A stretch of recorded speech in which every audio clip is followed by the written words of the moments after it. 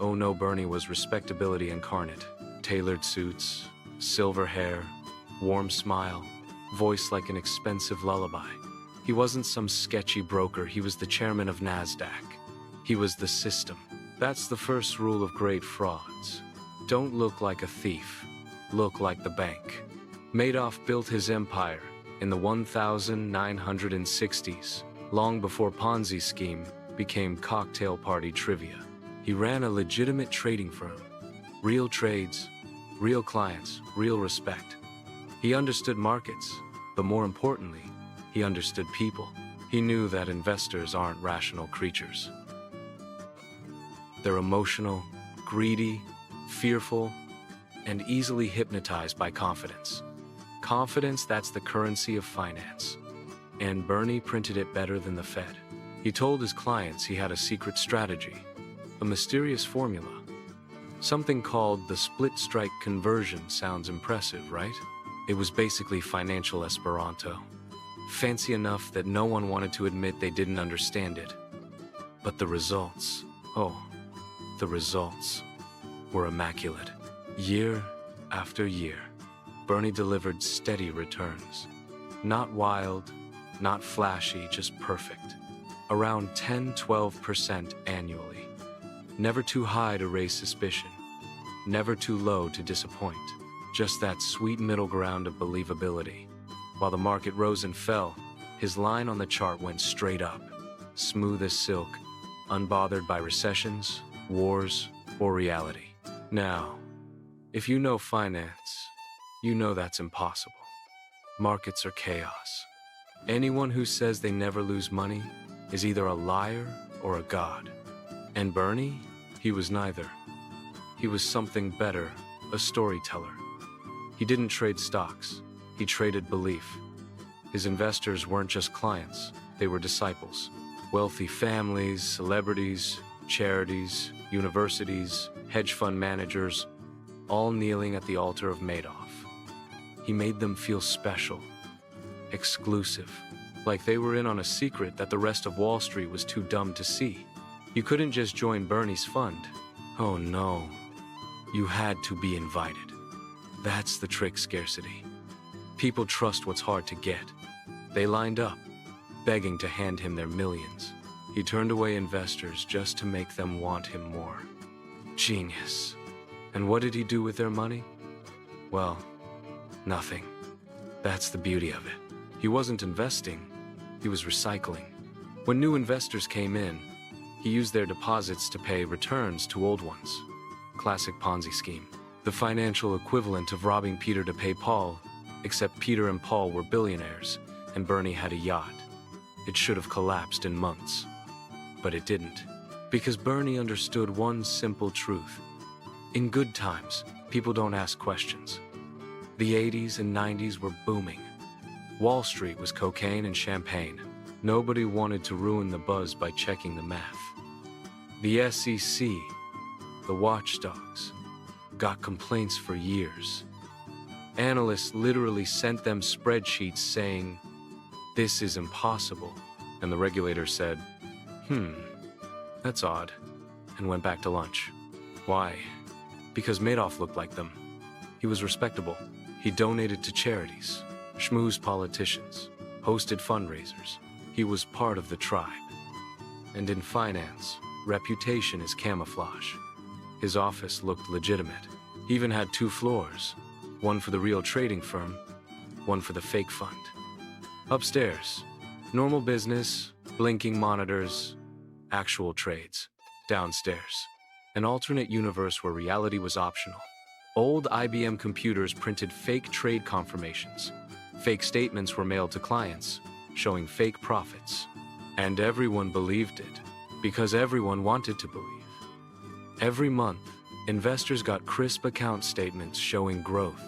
Every year, they bragged at cocktail parties about Bernie's genius.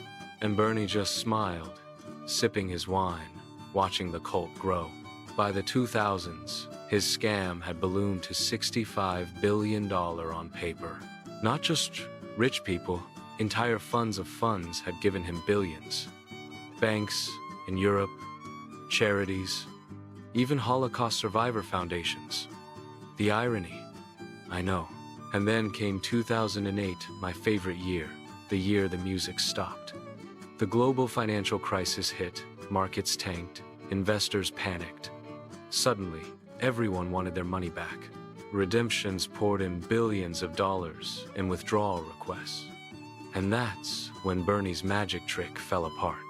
You see, a Ponzi scheme works only as long as new money flows in.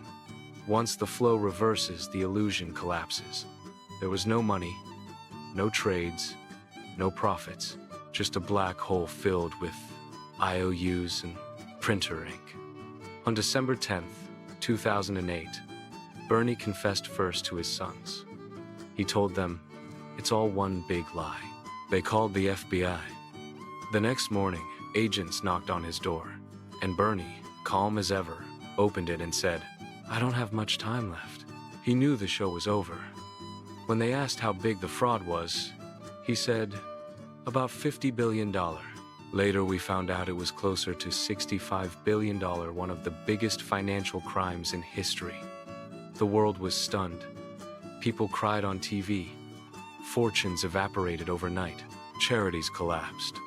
And everyone asked, how could this happen? Simple. Because people wanted the dream more than the truth. Madoff didn't steal money with guns or threats. He stole it with trust. He didn't break into vaults, he was handed the keys. He understood that the easiest person to scam is the one who thinks he's too smart to be scammed. And the best part? Some of the biggest victims were the richest people on earth. Celebrities, hedge fund billionaires, financial professionals, they all fell for it. Because when someone whispers, "I can give you steady profits, no matter what," greed drowns out reason. When Bernie was arrested, the system acted shocked, as if no one could have imagined such deceit. Please, Wall Street lives on deceit. He just made it personal. He didn't invent the scam. He industrialized it. Now, let's be clear, Bernie wasn't Robin Hood.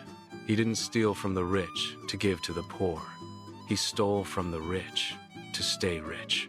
The man had multiple mansions, yachts, designer watches. His wife, Ruth, decorated her life in luxury. And when it all burned down, she claimed she knew nothing. Of course she didn't. Denial is the most valuable asset in any household portfolio. Bernie pleaded guilty in 2009. 11 felonies, 150 years in prison. He died there in 2021 quietly, after a lifetime of noise. But his legend? Immortal. Because Bernie Madoff wasn't just a man, he was a mirror. He showed us what finance really is. A confidence game. A con, but with better suits. Think about it. The stock market itself is a collective illusion. Numbers rise because people believe they should. Confidence collapses, and the illusion shatters. Madoff just skipped the trading part and went straight to belief. He turned faith into currency. And for decades, it worked. You might think he was a monster. Maybe he was. But he also proved something profound.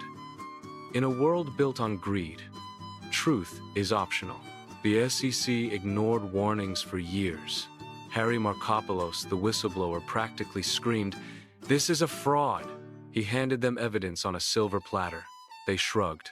They didn't want to believe that one of their own golden boys was a crook. That's the second rule of great frauds. People see what they want to see, and institutions protect their own. Bernie's clients begged to believe. The regulators pretended to supervise, and the entire financial system quietly benefited from his illusion. Everyone was complicit until they weren't. And when it all fell apart, they called it a tragedy. No, it was a masterpiece. A symphony of greed, played in perfect harmony. And what did we, the banking world, learn from it? Nothing. We nodded solemnly, held hearings, passed laws, and went right back to inventing new ways to sell confidence. The Madoff scandal didn't kill trust, it commodified it. After him, Investors didn't stop chasing guaranteed returns, they just wanted better paperwork. Bernie's clients got back some of their money through clawbacks and lawsuits. But the real damage wasn't the money, it was the faith. People realized that even the most respected names can be rotten to the core. That's terrifying. Unless you're me. Because fear breeds dependency. When people stop trusting individuals, they trust institutions. And who runs the institutions? Exactly. Bernie Madoff is gone, but his spirit lives on. Every new can't lose investment.